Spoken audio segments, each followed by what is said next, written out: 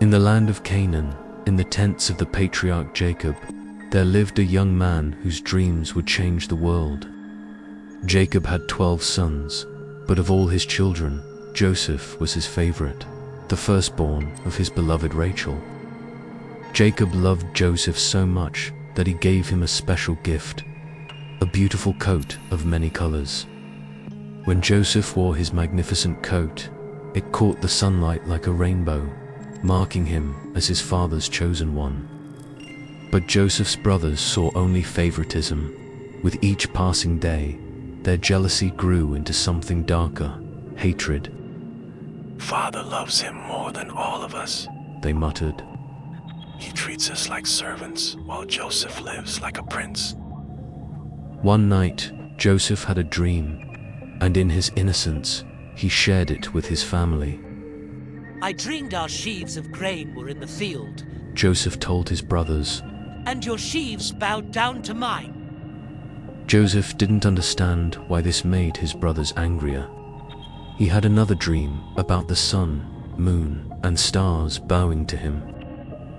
One day, the brothers took the flocks far from home, and Jacob grew worried about them. "Go find your brothers," Jacob told Joseph, "and bring me word of how they are." Joseph set out alone into the wilderness, his colorful coat marking him like a flag against the brown hills.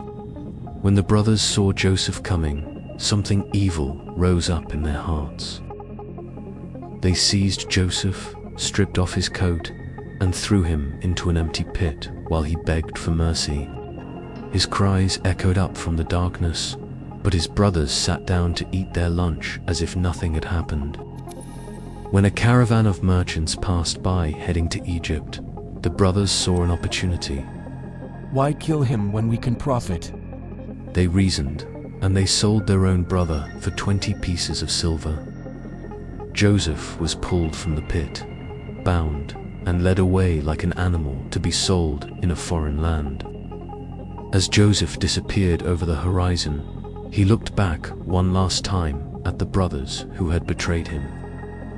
The brothers dipped Joseph's coat in goat's blood and brought it to their father. When Jacob saw the bloody coat, his heart shattered.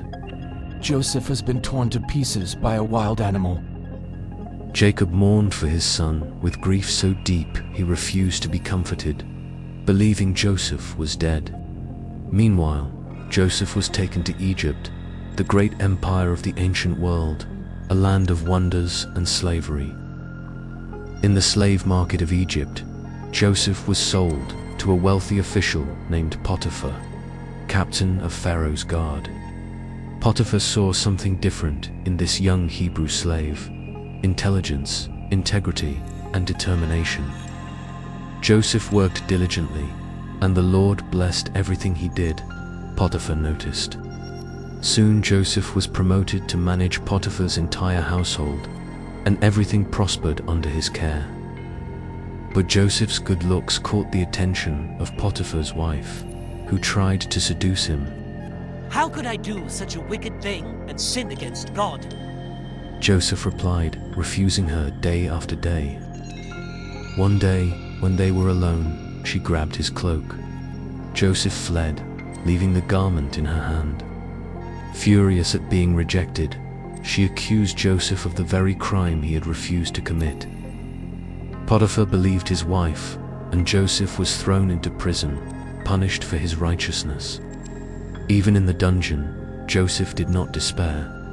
He knew that God was still with him. The prison warden saw Joseph's character and soon put him in charge of all the other prisoners. Years passed. Joseph faithfully served, still waiting for God to remember him. One day, 2 new prisoners arrived, Pharaoh's butler and baker. Both had troubling dreams. "God gives the meaning of dreams," Joseph told them. "Tell me what you saw." Joseph interpreted their dreams. The butler would be restored, the baker would be executed. Both came true. "Remember me when you return to Pharaoh." Joseph begged the butler, but the butler forgot. 2 more years passed in that dark prison. But Joseph's faith never wavered. Then Pharaoh himself had dreams that troubled him, and no one in all of Egypt could interpret them. Suddenly, the butler remembered Joseph. I know a Hebrew prisoner who interprets dreams. Joseph was rushed from the dungeon, cleaned up, and brought before the most powerful ruler on earth. Pharaoh described his dreams: 7 fat cows devoured by 7 thin cows, 7 healthy heads of grain consumed by withered ones. Joseph listened, and God revealed the meaning. Both dreams have the same message. Joseph said, 7 years of abundance will come to Egypt, followed by 7 years of devastating famine. Joseph boldly advised Pharaoh, Store grain during the good years, so Egypt will survive the bad ones. Pharaoh was amazed. Can we find anyone else like this man, in whom is the Spirit of God? That very day, Pharaoh removed his signet ring and placed it on Joseph's finger. He dressed Joseph in fine linen, put a gold chain round his neck, and made him second in command over all Egypt. Joseph, who had been a slave and a prisoner, now rode in Pharaoh's second chariot while people bowed before him. During 7 years of plenty, Joseph built storehouses and filled them with grain, preparation for what was coming. When the famine struck, it was worse than anyone imagined, but Egypt had food because of Joseph's wisdom. People from all nations came to Egypt to buy grain, including 10 brothers from Canaan. Joseph recognized his brothers immediately, though they didn't recognize him in his Egyptian clothes and authority. Joseph tested them, speaking harshly, accusing them of being spies, wanting to know if they had changed. When they brought Benjamin, Joseph's only full brother, on their second visit, Joseph could barely contain his emotions. Finally, Joseph could hide himself no longer. He sent everyone else away and began to weep so loudly the whole palace heard. I am Joseph. He cried. Is my father still alive? His brothers were terrified, unable to speak, but Joseph embraced them. Do not be afraid. You meant to harm me, but God meant it for good. God sent me here to save many lives during this famine, including yours. It was all part of his plan. Joseph sent for his father Jacob, who could hardly believe the news. His son was alive and ruler of Egypt. When Jacob finally saw Joseph, he embraced him and wept. Now I can die in peace, because I have seen your face.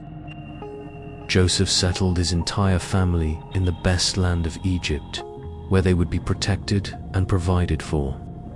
What had begun with betrayal and slavery ended in reconciliation and salvation, all by the hand of God. Joseph's story became a testimony of faith through suffering and divine providence through impossible circumstances. And so Jacob's family grew into a great nation in Egypt, preserved by the boy who had once dreamed of sheaves bowing down.